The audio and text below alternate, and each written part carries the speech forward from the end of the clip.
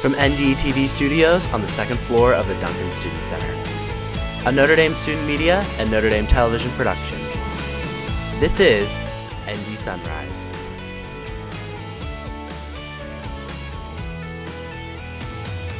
Good morning and welcome back to ND Sunrise. I'm Elena Morgan and I'm so excited to be your host for today's show. Before we start, how amazing was last weekend's game? I mean, that was crazy. From the student section's energy, to the huge victory, to the storming of the field, nothing can top that. With that said, there are so many interesting things to cover in today's episode, so let's get to it. First up, Megan will give us an update on all the construction that's happening on campus now. Sending it over to you, Megan. Hey Irish, now that we're over halfway through the semester, you probably should have noticed by now the many construction projects scattered around campus.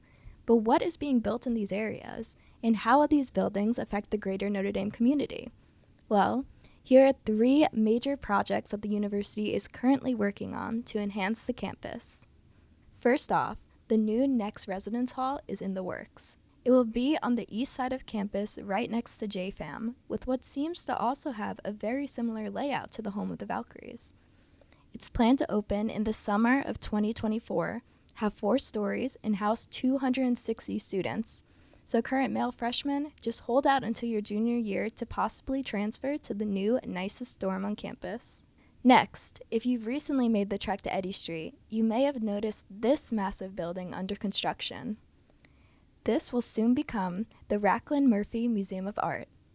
If you're confused on why Notre Dame needs not 1, but 2 art museums on campus, Father Jenkins says this: by bringing the collection currently in the Snipe Museum of Art to new life in the Racklin Murphy Museum, we will be able to share these treasures in all their richness with our own community, our neighbors in the region, and the wider world. The new museum will allow for the growth of the Snipes' current outdoor sculpture collection and contribute to the university's growing arts district, which includes the Walsh Family Architecture Hall, the O'Neill Family Hall of Music, and the DeBarlo Performing Arts Center. Finally, if your favorite spot on campus to study is the Hesburgh Library, you are definitely aware of the ongoing renovations of the Grand Reading Room. This renovation will combine the former jungle on the second floor and fishbowl on the first floor by modernizing the rooms and inserting an atrium between the 2 floors. There will also be another staircase incorporated into this section for easy access between the floors, and the addition of a large tile fireplace. It is targeted for completion in summer of 2023, before the start of next school year. Until then, expect occasional moderate to loud noises in the surrounding areas while construction is ongoing. So now when you walk around campus, you can keep an eye out on these construction projects and see how far along they are and just how close they are to be added to our ever-growing campus. Thank you. Back to the desk. Thanks, Megan. Next up, Sam will give us a recap of that amazing Clemson game. Take it away, Sam. Notre Dame faithful stormed the field. They're going to have a heck of a job trying to keep them off the field again. We all knew that wasn't happening.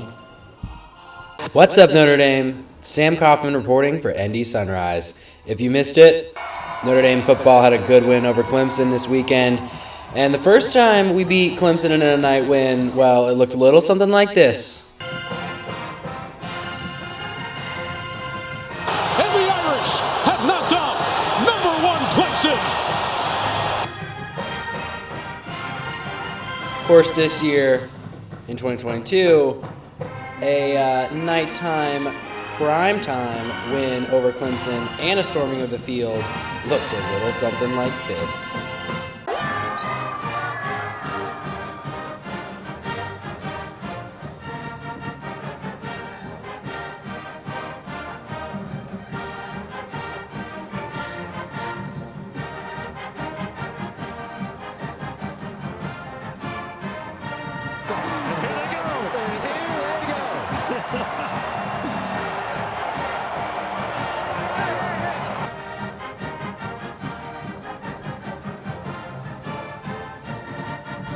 Better luck next time, Clemson. For NDTV, I'm Sam Coffman. Let's go back to the desk.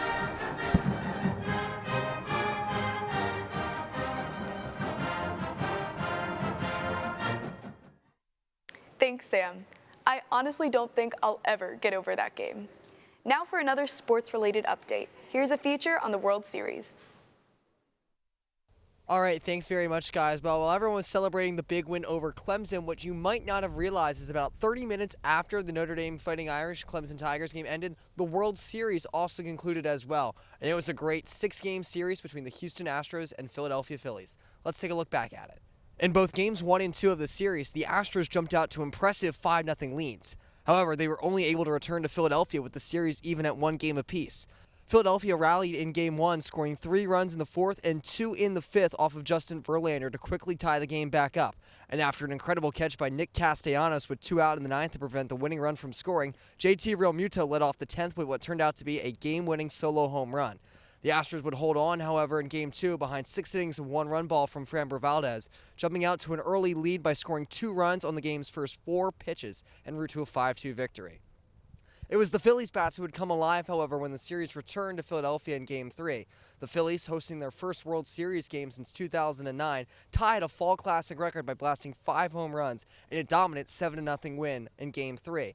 Alec Boehm's second-inning solo home run was also the 1,000th home run in World Series history. However, the Astros completely flipped the script in Game 4, with 4 Houston pitchers, led by starter Christian Javier, who worked 6 scoreless innings, combining to no-hit the Phillies' offense in a 5-0 win. It's just the 3rd no-hitter in postseason history and the 1st in the World Series since Don Larson tossed a perfect game back in 1956. Game 5 was much more balanced, however, with both teams scoring an early run in the 1st inning. However, it was the Astros who would pull away late, holding off fervent Philadelphia comebacks with spectacular defensive plays from first baseman and former Irish star Trey Mancini in the 8th and childhood Phillies fan Chas McCormick in the 9th, leading them to a 3-2 victory. And in Game 6, despite falling behind 1-0, Houston quickly rallied, scoring 4 runs in the bottom of the 6th inning. Yordan Alvarez, who hit a walk-off 3-run home run in Houston's first game of the postseason, hit a game-winning 3-run home run in their last game of the postseason, turning a 1-0 Phillies lead into a 3-1 deficit with a titanic 6th-inning blast to put Houston on top for good. The Astros held on to win Game 6 by a final score of 4-1, with rookie shortstop Jeremy Pena taking home the World Series MVP. The good news for the Phillies and for the other 28 teams in Major League Baseball is that there's less than 100 days until pitchers and catchers report for the 2023 season. The good news for Houston, they'll have that long to celebrate. I'm Andrew McGinnis. Let's send it back to the guys on the desk. Thank you. If you're interested in hearing more sports-related news, check out Shamrock Sports, another group here at NDTV. All of their videos are posted on Fridays at 3:30 p.m. on the Notre Dame Television YouTube channel. Now, moving on, there's a lot happening on campus this week, so get your planners ready. First, tonight, the men's basketball team will kick off their season with the game against Radford at 8 p.m. This game is dedicated to all the sophomores and will be called the Sophomore Slam. There will be a pregame with mechanical bulls, blow-up obstacle courses, and more, hosted by the Sophomore Class Council at 5:30 p.m. on Library Lawn. Make sure you show up to the game and cheer on the Irish. Also happening this Thursday is a Glow-Stick Cafe at Haggerty Family Cafe from 8:30 to 10:30 p.m. Glow necklaces and bracelets will be given away during all the performances. Next, if you need a quick break from studying, join McWell for crafts and hot cocoa. There, you can make some reusable hand warmers just in time for the winter. The event will take place on Tuesday, November 15th from 6 to 7:30 p.m., but you need to register by Friday, November 11th. Go to the week at ND to register. Finally, a new program called Dine Together ND will be starting next week. There will be designated tables in each dining hall for people who want to shake things up and share a meal with someone new. No pressure, no commitment, just join the table and meet someone new. This program will continue throughout the rest of 2022. Now, in case you missed it, NDTV helped out with the Bridge ND debate last week. Sam, here, give us a quick recap of how it went. NDTV was recently glad to host the 2022 midterms debate. Staff such as Sam Coffman and Ashlyn Poppy, as well as everyone working behind the scenes, worked to put on the debate and form the questions. Take a look at the candidates, some of the questions that were asked, and especially an interesting question that happened right at the end. Representing the college Republicans is Shri Thakur. Shri Thakur is a freshman at the University of Notre Dame studying international economics with a potential minor in constitutional studies. And representing the college Democrats is Blake Ziegler. Blake Ziegler is a senior at the University of Notre Dame studying political science and philosophy with a minor in constitutional studies. We'll go to you, 60 seconds uninterrupted. What role should the government play, if any, in the shift to cleaner energy sources? How can the United States reduce the number of gun-related deaths, and to what extent does the recent gun safety legislation help achieve this goal? I would like you both to actually answer the question. What is one thing you think the other party has done well for the American people during the past 2 years? I think I did answer the question at the beginning. We had Republicans join us on things like the Bipartisan Gun Safety Reform Act. We also have Republicans who are standing up for democracy and truth, like Liz Cheney. Those are the Republicans that I'm proud of. Those are the Republicans that I'm proud to work with. Well, who I'm not proud to work with are those Republicans who refuse to stand for democracy. Second of all, I want to answer the question. I think the one thing the Democrats did right is actually in their Inflation Reduction Act bill, they had a price cap on insulin for seniors on Medicaid over the age of 65. I think that's a good policy. I think certain prices of drugs, such as insulin, are far more expensive here than they are in other countries, and I don't think that should be the case. So I support that one initiative that they did on the insulin price cap, and, you know, a broken clock is right today, and that's an example. Thank you.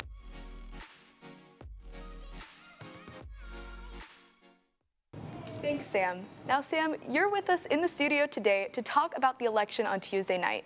You were saying it was pretty interesting, so tell us all about what happened.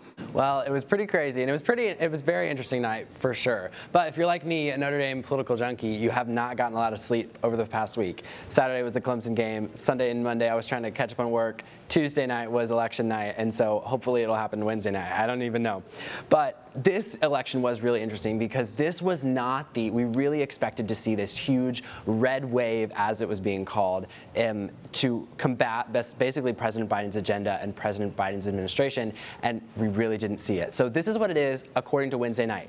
48-48 Dem, 48-48 Dem GOP in the Senate. I really think it's interesting to look at certain key races that Democrats have flipped. You know, they've gained a seat in the Senate. They've flipped Pennsylvania. They kept the ones they needed to, but then they sent Georgia to a runoff. They didn't win that. So what we're talking about right now, and what we didn't expect to talk about, was a possible Democratic Senate win. They're not even going to need Vice President Harris anymore because they're going to have 51-49 Senate. So, but we don't know yet. You know, races are still being called. By the time this airs, we may know more. But it's really, really interesting to look. And if we go to Georgia, if we look at the Georgia Senate and governor race, I think this is really interesting because it shows the referendum on Trump. Because when you look at how, compared to 2020, how the vote split, in Atlanta, in these really urban areas, we see the vote get even more Democratic for Raphael Warnock. But we see this huge shift against the candidate Herschel Walker.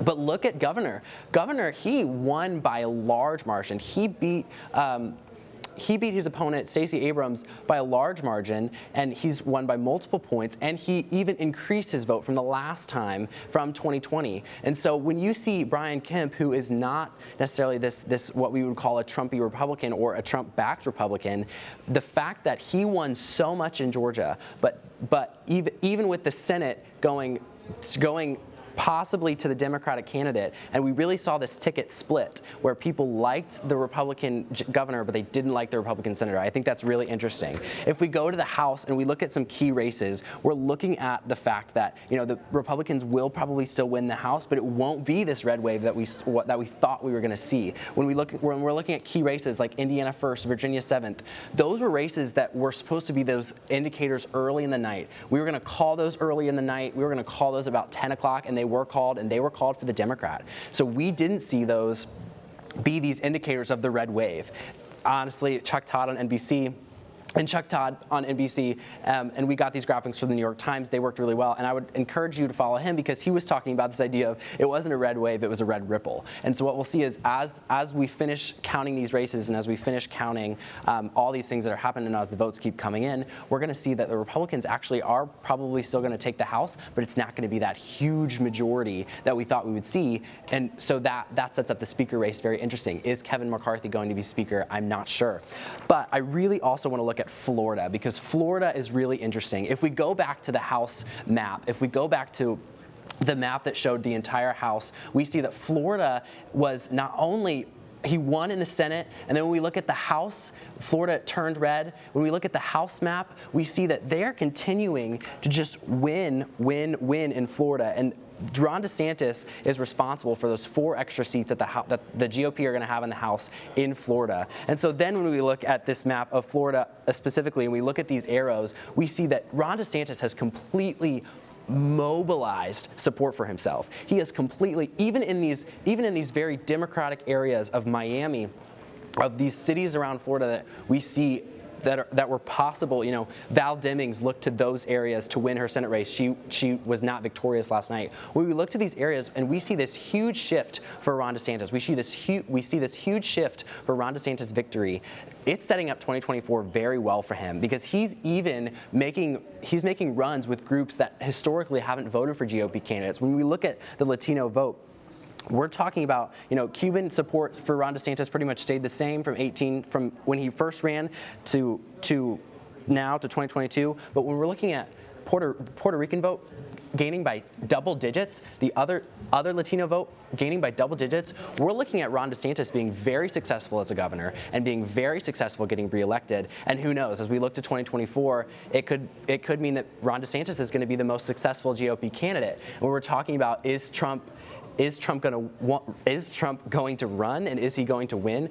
I honestly don't know, because this night was not necessarily about Trump being the Republicans winning and Trump winning. It was about Ron DeSantis winning. Ron DeSantis, this was his night, and it was his night to deliver the House for Republicans. It was his night to deliver the Senate for Marco Rubio and for Republicans. And so when we look to Ron DeSantis' future, he's going to be governor for a few months. He's not going to announce the presidency soon, I don't think. But when we look at 2024 race as it heats up, I think we're going to see Ron DeSantis make a historic run. So that's how it went, Elena. It was I hope to get some sleep tonight now that we've covered it all. You know, they're going to call the rest of the races, and we'll see how things shake up. All right. Thank you, Sam. Well, that's all we have today's episode of ND Sunrise. Catch our episodes on Tuesday and Thursday mornings in the Duncan Student Center from 9 to 11 a.m. You can also watch our episodes on the NDTV YouTube page under the ND Sunrise playlist. To keep up on all of the latest news, follow us on @Notre Dame Television on Instagram, @Notre Dame TV on Twitter, and Notre Dame Television on YouTube. Do you want to get involved with NDTV? We're searching for people interested in studio production and television broadcast. NDTV is a student-led program here on campus. Come visit our studio on the 2nd floor of Duncan Student Center or send us an email at ndtv@nd.edu. Thank you for tuning in this morning. From all of us here at the studio, we hope you have an amazing rest of your day. This has been Elena Morgan signing off.